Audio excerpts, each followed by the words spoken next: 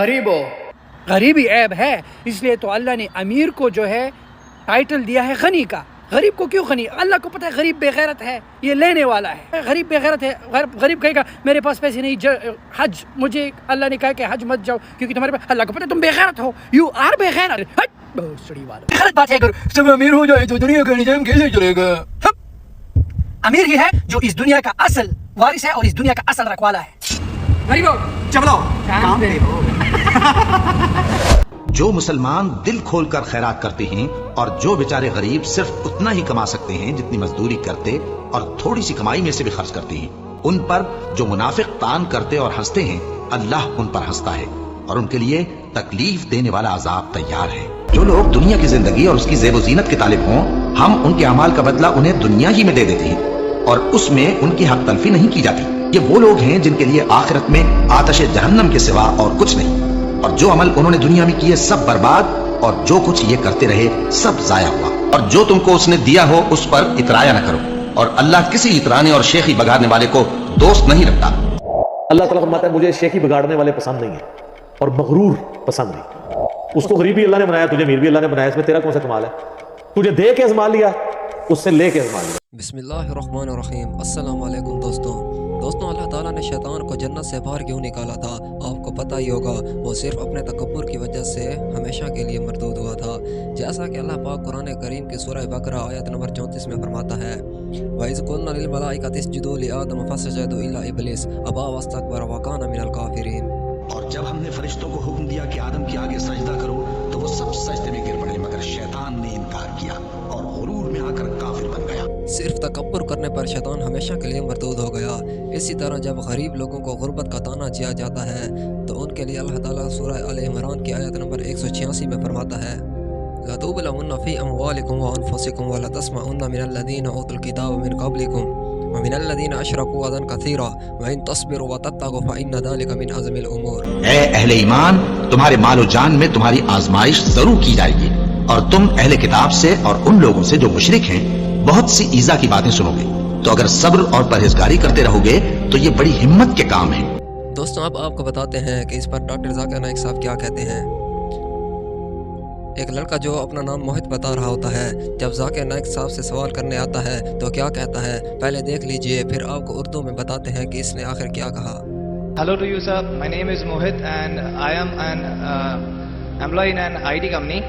My question to you is, if there is a judgment day set and after the death everybody has to be taken care of by God and every of their good deeds and bad deeds are to be settled at the judgment day, so why since the birth a person is mad or has some diseases and it continues for till his life is and after that it is throughout his life he or she is suffering from that disease and after that that's a very good question.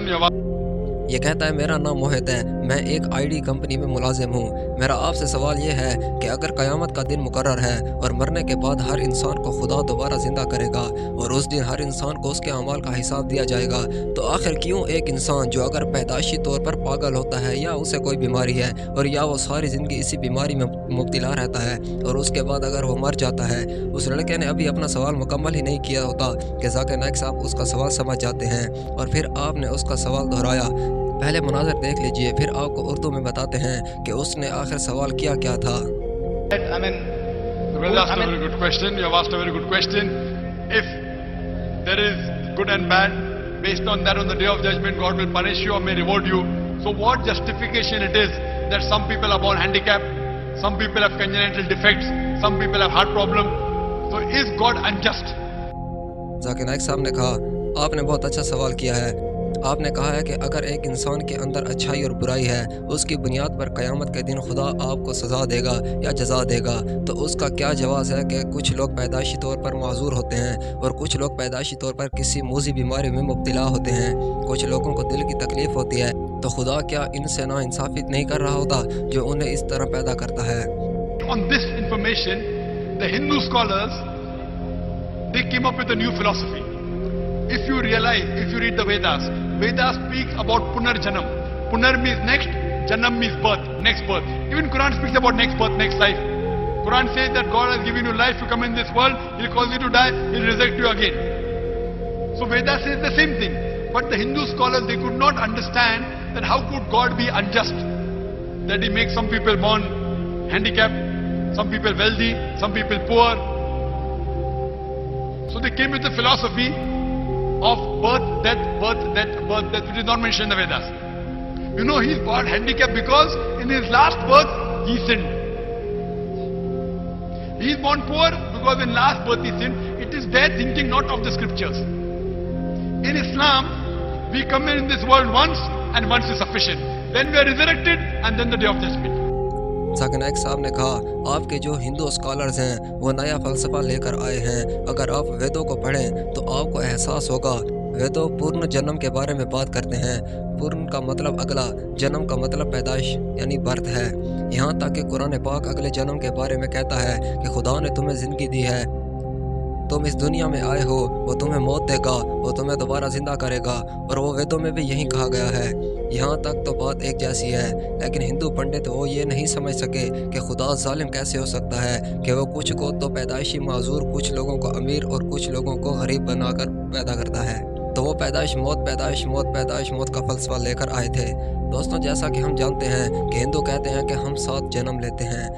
Zakir Naik صاحب نے کہا یہ جو کہتے ہیں 7 جنم، حالانکہ اس کا ذکر بھی ویدوں میں نہیں ہے. کیا آپ جانتے ہیں ان کا فلسفہ یہ ہے، یہ سمجھتے ہیں کہ جو بندہ معذور پیدا ہوا ہے وہ اس لیے معذور پیدا ہوا ہے کیونکہ اپنے آخری جنم میں اس نے گناہ کیا تھا. وہ غریب پیدا ہوا ہے کیونکہ پچھلے جنم میں اس نے گناہ کیے تھے. یہ ان کی اپنی سوچ ہے، حالانکہ کہیں پر نہیں لکھا اس کے بارے میں. اسلام کے مطابق ہم اس دنیا میں صرف ایک بار ہی آئے ہیں اور ایک بار ہی مریں گے اور دوبارہ صرف قیامت کے دن ہی اٹھائے جائیں گے جس دن حساب کتاب ہوگا. دیکھیے ذاکر نائک صاحب مزید کیا کہتے ہیں. Some people are born healthy, some people with disease, with congenital defects, some people rich, some people poor. If we analyze, Quran says in several places, including Surah Anam chapter number 8 and Surah Baqarah chapter number 2, verse 155. Allah says that Allah subhanahu wa ta'ala has made your children and your wealth as a test for you. Now Allah subhanahu wa ta'ala tests different people in different ways. Now depending upon the test, if the examination paper is difficult, the correction is lenient. If the examination paper is easy, the correction is strict to justify. So Almighty God tests different people in different way. Normally in an examination every year the test paper keeps on changing. You don't have the same questions. If you have the same question, then where is the test? So now depending upon the examination you undergo. آپ نے کہا اب آپ کے بنیادی سوال کی جانب آتا ہوں جس کا جواب دین اسلام نے دیا ہے کہ آخر کیوں کچھ لوگ پیدائشی بیمار ہوتے ہیں، کچھ لوگ صحت مند، کچھ لوگ غریب تو کچھ لوگ امیر پیدا ہوتے ہیں اور کچھ لوگ ایسے جن میں پیدائشی طور پر کوئی عیب ہوتا ہے. اگر آپ قرآن مجید کا مطالعہ کریں گے تو قرآن میں اللہ تعالیٰ نے کئی جگہ پر فرمایا ہے، جیسا کہ سورۃ انعام چیپٹر نمبر 8 اور سورۃ بقرہ چیپٹر نمبر 2 ورس نمبر 155 میں اللہ تعالیٰ فرماتا ہے وَلَنَبْلُوَنَّكُمْ بِشَيْءٍ مِّنَ الْخَوْفِ وَالْجُوعِ وَنَقْصٍ مِّنَ الْأَمْوَالِ وَالْأَنفُسِ وَالثَّمَرَاتِ وَبَشِّرِ الصَّابِرِينَ. اللہ تعالیٰ الگ الگ مقامات پر مختلف طریقوں سے ہمیں آزماتا ہے. اب اگر آزمائش یعنی ٹیسٹ مشکل ہوگا تو اس کے نتائج آسان ہوں گے، اور اگر ٹیسٹ آسان ہوگا تو نتائج میں پھر سختی ہوگی. تو اللہ سبحانہ و تعالیٰ الگ الگ مقامات پر مختلف طریقوں سے ہمارا ٹیسٹ لیتا ہے. So Almighty God tests different people in different way. Normally in an examination every year the test paper keeps on changing. You don't have the same questions. If you have the same question, then where is the test? So now depending upon the examination you undergo. For example, one of the pillars of Islam is that you have to give zakat. Anyone who's rich who has a saving of more than 85 grams of gold, he or she should give 2.5% of that excess wealth in charity. Now one person is rich, for him he has to give zakat. آپ نے کہا مثال کے طور پر عام طور پر جیسے امتحان میں ہر سال پیپر مختلف ہوتا ہے، آپ کبھی ایک جیسا پیپر نہیں پائیں گے. اگر ہر سال آپ کو ایک جیسا پیپر ملے تو پھر تو وہ پیپر ہی نہ ہوا، یعنی کہ آپ کا ٹیسٹ ہی نہ ہوا. لہٰذا اب آپ کے امتحان پر منحصر ہے. میں آپ کو ایک اور مثال دیتا ہوں کہ اسلام کے ستونوں میں سے ایک ستون ہے زکوٰۃ۔ اگر ایک انسان مرد ہے یا عورت وہ امیر ہے اور اس کے پاس اتنا مال ہے کہ 85 گرام سونا اس کے پاس اضافی ہے تو اس پر زکوٰۃ واجب ہو جاتی ہے، تو انہیں اپنے اس مال میں سے 2.5% زکوٰۃ دینی ہوگی۔